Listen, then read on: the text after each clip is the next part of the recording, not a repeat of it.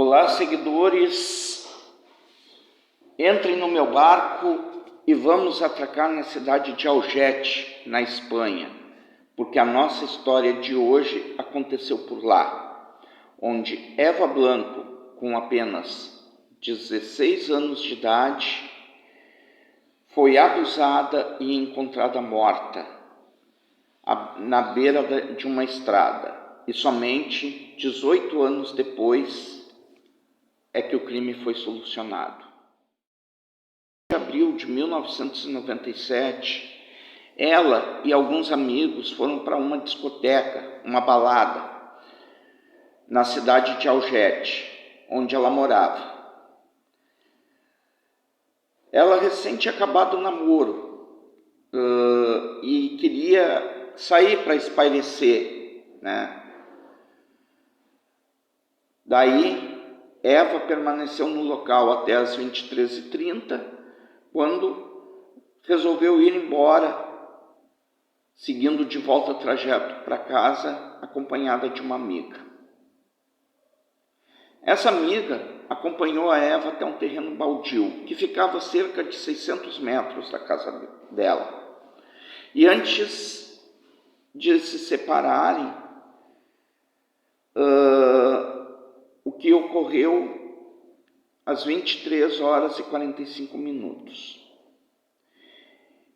pois era comum que os jovens atalhassem caminho através do terreno, e foi este caminho que ela fez, mas Eva nunca chegou em casa naquele dia, e nem nos dias seguintes.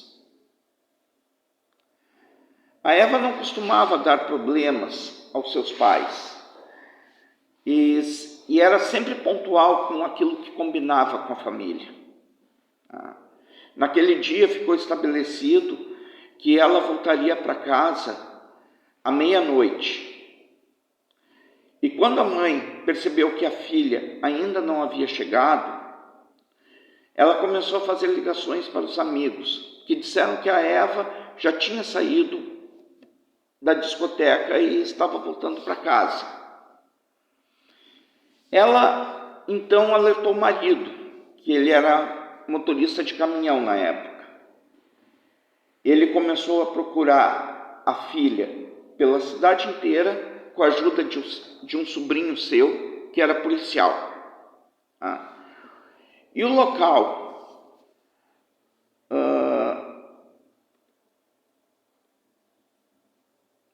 e eles foram ao local que ela fez esse percurso para tentar encontrá-la, né? Foram, na realidade, andar a cidade inteira à procura da filha. E isso eles fizeram até a 1h da madrugada. Foi quando o pai, cansado de procurar a filha sem ter sucesso, resolveu ir até uma delegacia para registrar o desaparecimento da Eva, certo? Os policiais não demonstraram muito interesse em registrar esse desaparecimento, depois de pouco mais de 1h do fato ocorrido, né? O guarda que estava na porta até chegou a dizer para o pai da menina que os jovens na idade dela quase sempre se drogavam e que ela provavelmente estaria caída em alguma calçada. Olha só que absurdo, gente. O pai desesperado à procura de uma filha e um policial dizer uma coisa dessas para ele. Eu acho que eu também ficaria nervoso se tivesse no lugar desse pai. Nessa mesma madrugada, o pai da Eva retornou à delegacia mais umas 15 vezes, se não me engano, tá? E criticou a instituição por fazer as buscas nas estradas rurais ou usar os veículos antes do nascer do sol, pois eles não queriam fazer isso. E era uma coisa que precisava ser feita. E o pai da Eva retrucou criou a instituição de segurança por conta disso. Não tiro a razão dele também, certo? Agora vamos falar do momento em que o corpo foi encontrado. Tá? O corpo da Eva Blanco foi encontrado no dia seguinte, pois 2 homens, junto a um estaleiro que estava em obras, a 6 quilômetros do local da festa, o localizaram. As pessoas que estavam no local acreditaram que a garota teria sido vítima de um atropelamento, mas logo ao chegar, os policiais perceberam diversos golpes de faca no corpo da menina. As facadas estavam localizadas nas costas da vítima, e tudo indicava que foi golpeada enquanto tentava fugir para longe de seu agressor. O corpo estava vestido com a mesma calça jeans, a blusa escura e as botas que a Eva Blanco estava usando quando desapareceu, com apenas uma manga de sua jaqueta retirada. Supõe-se, nesse momento, que tanto o assassino quanto a vítima chegaram à área em um carro.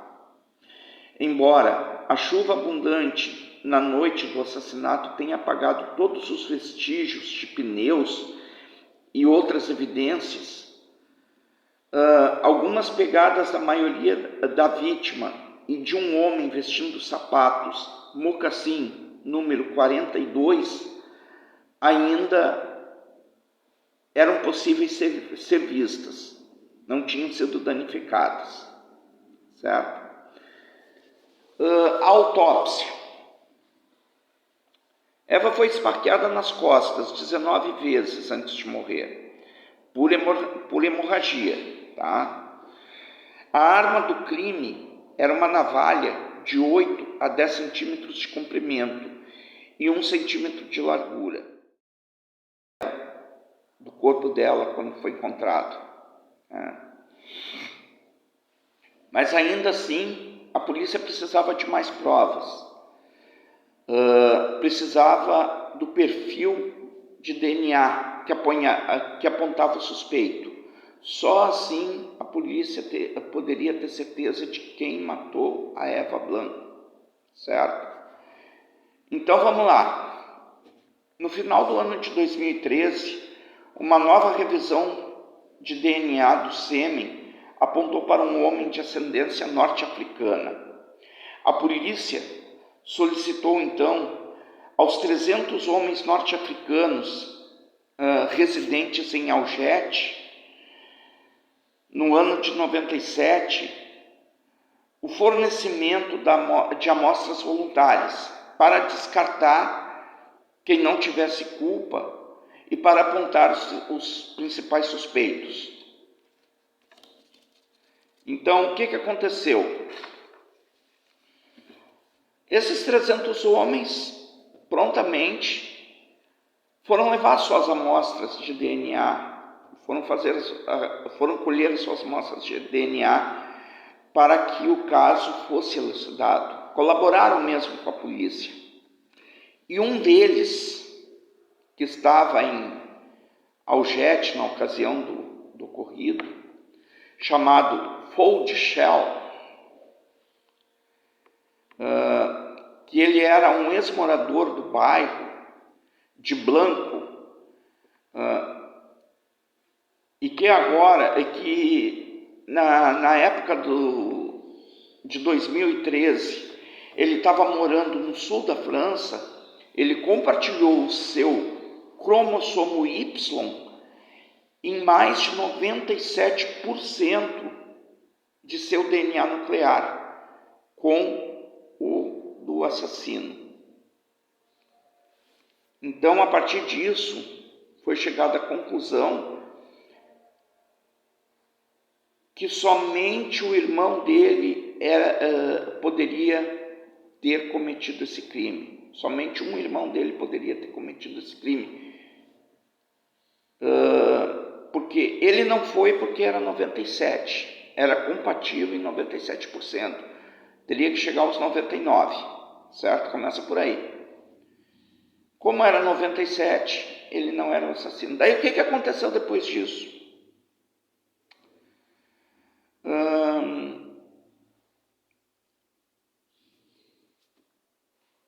Ele tinha 2 irmãos, tá? Daí, depois dele foi colhida uma amostra de um outro irmão do Fold, que nunca tinha colocado os pés em Algete, e deu resultado idêntico no Fold. Então já tinha sido eliminado também. Como ele só tinha mais um irmão, né, ficou comprovado que foi esse outro irmão do Fold quem cometeu o crime. E por isso a polícia de Algete emitiu um mandato de prisão para o terceiro irmão do Fold, chamado Ahmed Shelgerg. Quando foi informado sobre a evidência de DNA, Ahmed afirmou que havia saído para passear sozinho. Olha a desculpa esfarrapada do cara, tá? Olha a desculpa esfarrapada do Ahmed. Ele falou que havia saído para passear sozinho e que 2 homens não identificados o agarraram à força, tá? E que eles levaram até o corpo da Eva e o forçaram a se masturbar sobre o corpo dela. Para justificar o DNA dele no corpo da menina lá. Só que tem um detalhe, né, gente? A mentira tem perna curta, né? A ex-mulher do Ahmed, ele já era casado pela segunda vez quando foi preso, tá? Ela contou para os jornalistas que ele havia saído na companhia dos irmãos naquela noite. E ela alegou que ninguém lhe contou nada sobre aquela noite, sobre o que aconteceu com a Eva, nada, fato nenhum do ocorrido, tá? Até o momento em que o Ahmed foi preso. Ela não estava sabendo de nada, Ela só ficou sabendo depois da prisão do ex-marido, tá? Quando um irmão dele chegou e disse para ela, para a ex-mulher dele, do Ahmed, que eles estavam na mesma discoteca que a Eva, quer dizer, eles já estavam lá, né? E que conversavam com ela depois que a menina discutiu com o ex-namorado dela. Quer dizer, eles foram conversar com a Eva depois que ela tinha discutido com o ex-namorado. Daí o que aconteceu? A Eva saiu da discoteca com eles, mas ela não saiu com eles a partir daquele momento, né? Ela se despediu dos 3 amigavelmente e voltou para dentro com os amigos dela, onde ficou até o horário que ela foi embora. Ela voltou para dentro por volta das 23 horas, ficou mais um pouquinho dentro da discoteca e depois tinha que chegar em casa até a meia-noite, né? Foi embora. A ex-mulher do Ahmed, tá? Ela também alegou que a polícia nunca a havia interrogado, nem a ela e nem aos irmãos do marido dela, que por causa disso, talvez o caso nunca levou tanto tempo para ser solucionado, né? Levou 18 anos. Se procurassem por ela, pelos irmãos, talvez isso não levasse tanto tempo assim para ser resolvido, esse crime não levasse tanto tempo assim para ser resolvido, né, gente? Bom, o que aconteceu depois? No dia 5 de outubro daquele ano, tá? O Ahmed tentou, sem sucesso, cortar sua veia jugular aqui, né? Com um pequeno copo na sua cela. Mas, como ele não conseguiu se matar, o que aconteceu? Ele aceitou ser deportado para a Espanha, para o julgamento dele, né? Não teve muita saída também. Aí o advogado do suspeito ainda argumentou que não haviam provas ligando o seu cliente ao crime, além do DNA, e que tudo indicava que a Eva teria entrado no carro e tido relações sexuais com o Armed por vontade própria. Tudo isso foi alegado pelo advogado do Armed, tá, gente? Aí, como o resultado não fazia sentido, daí como resultado disso tudo, tá, gente? Não fazia sentido duas coisas, tá? Duas coisas que uma era contraponto da outra nessa questão.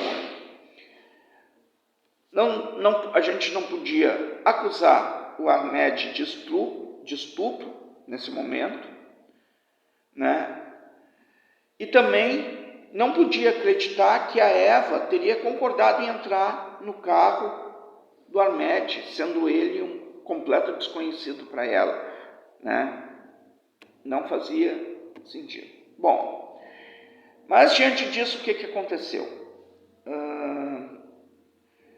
Numa próxima audiência que teve em 15 de janeiro de 2014, o Armed afirmou que duas pessoas o forçaram a entrar no carro. Ele veio de novo com essa história dos dois caras que, bom, enfim, e que eles o ameaçaram.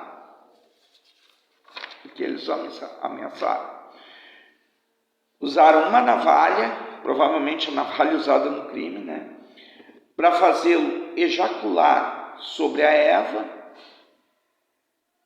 que ela estava vindo, quando ela ainda estava viva dentro do carro. Quer dizer, olha a contradição aí que a gente já pegou, né? Primeiro ele disse que ejaculou no corpo dela quando ela já tinha falecido. E agora ele já está dizendo que fez isso quando ela ainda estava viva dentro do carro, né? Em algum momento dessa história ele está mentindo. Ele insistiu que nunca a penetrou, nunca foi mais profundo, vamos dizer assim. Mas quando foi perguntado o porquê que o seu sêmen foi encontrado dentro do corpo dela, daí ele não soube responder, né? Bom, daí, gente, a conclusão disso tudo é a seguinte: alguns dias depois, tá? No dia 29 de janeiro de 2016, o Armed foi encontrado morto em sua cela. Ele se enforcou com os lençóis e a acusação foi formalmente encerrada no dia 15 de fevereiro. E, logicamente, o assassino nunca cumpriu a sua pena, tá? Gente, essa foi a história de hoje, né? E agora, meus seguidores, vamos voltar a navegar pelos continentes do mundo até a nossa próxima parada, ou próximo vídeo, como preferirem, tá? Não se esqueçam de se inscreverem quem não for inscrito, ativarem o sininho para receberem as notificações, deixarem um like e compartilharem as histórias com os amigos. Com os inimigos não precisa, tá? Só indique para eles. E até o próximo vídeo.